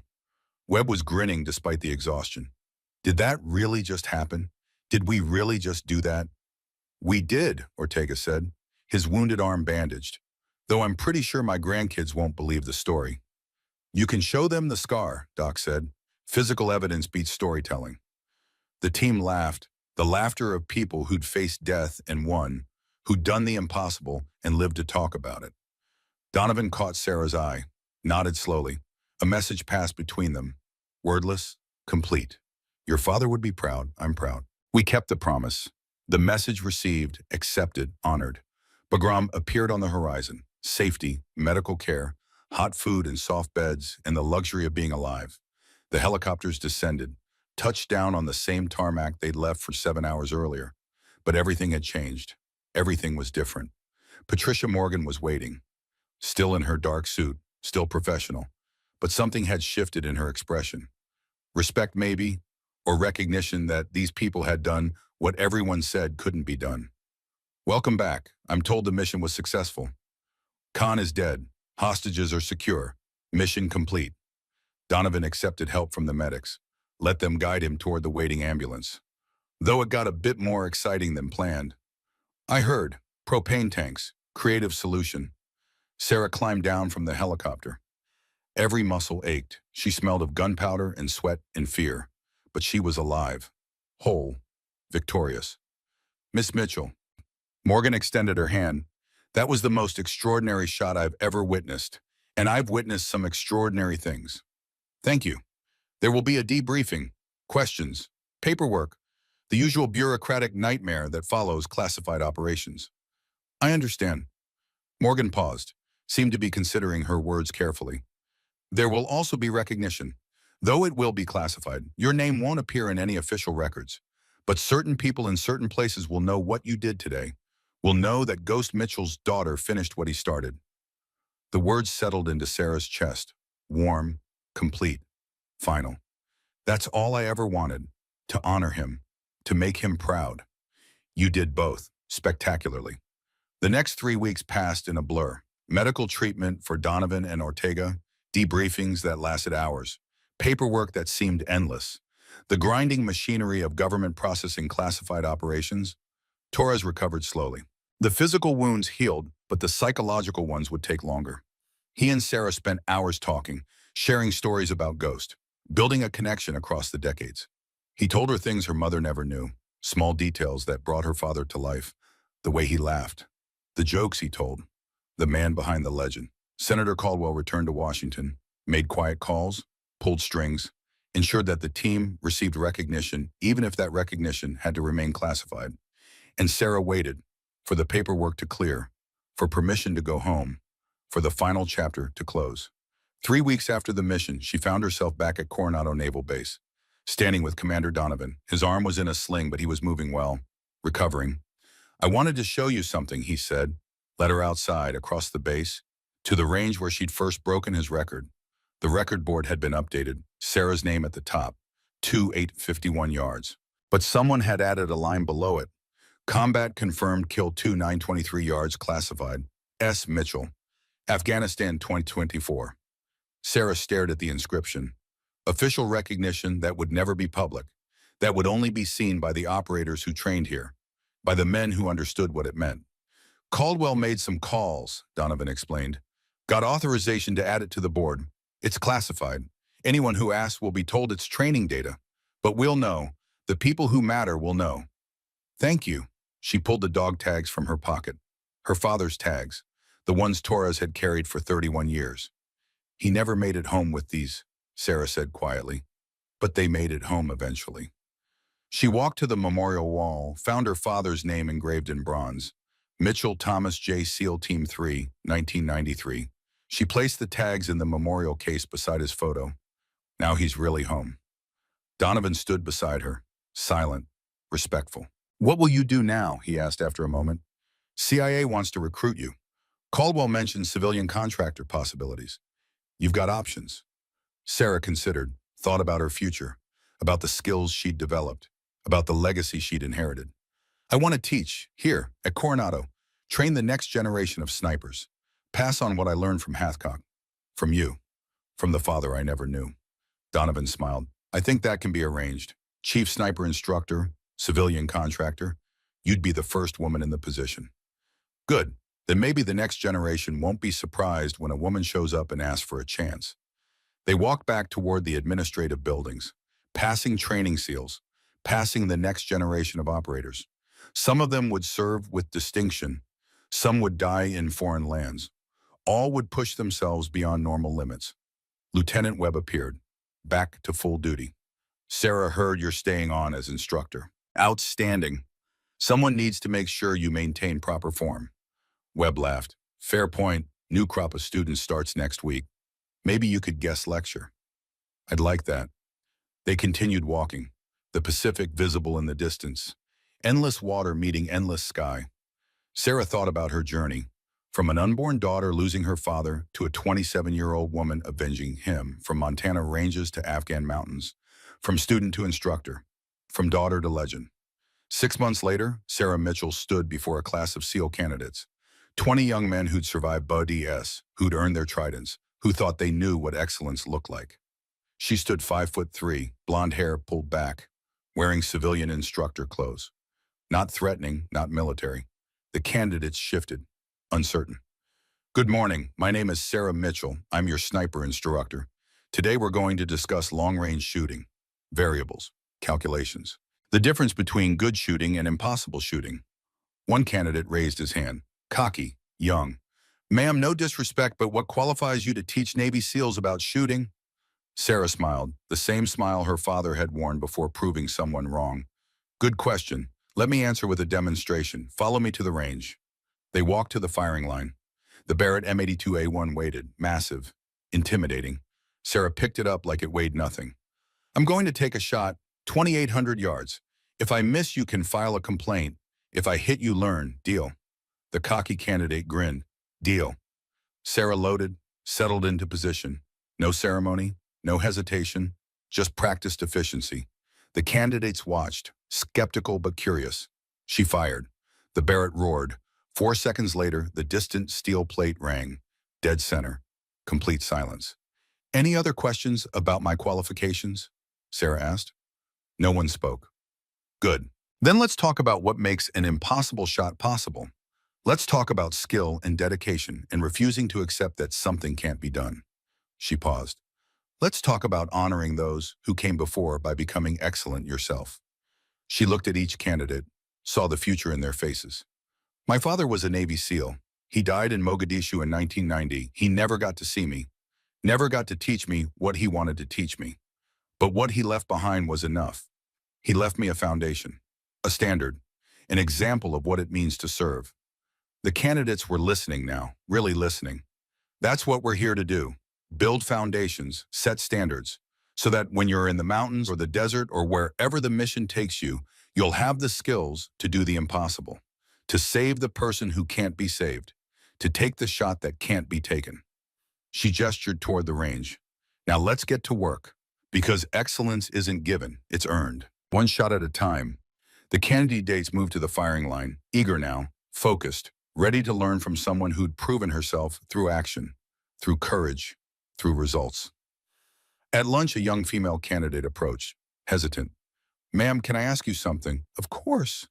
"I'm one of the first women to make it through buds. It's been difficult. Some people don't think I belong." Sarah looked at her, saw herself, full of determination but uncertain of acceptance. "Let me tell you something. 6 months ago, I stood here. SEAL instructors laughed when I asked to shoot, said it wasn't for civilians, wasn't for women. What did you do? I asked if I could give it a try. That's all, just the chance. And when they said yes, I broke a 40-year record. Then I went to Afghanistan and made a shot that saved 2 lives and killed the man who took my father from me before I was born." The candidate's eyes were wide. "That was you, the classified mission. That was me. And you know what I learned? Capability doesn't have a gender. Courage doesn't have a gender. Excellence doesn't have a gender. All that matters is skill and will and refusing to quit. So I can do this. Can you give it a try? Because that's all you need. The willingness to attempt the impossible. The rest is just work." The candidate smiled, nodded, returned to the range with renewed confidence. Sarah watched her go, watched the next generation finding their way, watched the chain of warriors continue. Evening came. The range emptied. Sarah stood alone as the sun descended toward the Pacific. The light turned gold and amber. She pulled out her phone, found the picture of her father, young, in uniform. That slight smile. "We did it, Dad. We kept your legacy alive. We finished what you started." Her voice was quiet, private. "And I'm going to make sure it continues. I'm going to teach these kids what you wanted to teach me, what Hathcock actually taught me, what everyone who believed in me taught me." The sun touched the horizon. "I never got to meet you, but I know you now, through the people who loved you, through the legacy you left, through the skills you wanted to pass on." She put the phone away. On the range tower, the record board gleamed in the fading light, her name at the top, but below it, other names, other distances, other stories of people attempting the impossible and succeeding. The legacy wasn't just hers. It belonged to everyone who'd ever stood on this range and asked the simple question that changed everything. Can I give it a try? That's all it took. The willingness to attempt, the courage to face failure, the determination to push beyond normal limits. Sarah walked toward her apartment, but she wasn't alone. She walked with her father's spirit, with Hathcock's teachings, with Donovan's mentorship, with everyone who'd ever believed she could do the impossible. Tomorrow she'd pass that belief forward, would teach the next generation, would ensure the chain remained unbroken. The stars emerged, the same stars that had watched over Mogadishu and Montana and Afghan mountains, constant, eternal. Somewhere in those stars, Sarah imagined her father watching, proud, satisfied, at peace. The promise was kept, the legacy secured. One chapter ended, but another was beginning. Because every day on that range, new shooters would attempt the impossible, would push boundaries, would ask the question that opened all doors, and Sarah Mitchell would be there, teaching, guiding, passing forward the knowledge. The legacy would continue. The warriors would endure, all because one woman had asked for a chance, had taken the shot, had proven that impossible was just another word waiting to be redefined. The Pacific whispered against the shore, and somewhere in the distance, the sound of rifles echoed across the range. Training never stopped. Excellence never rested. Always.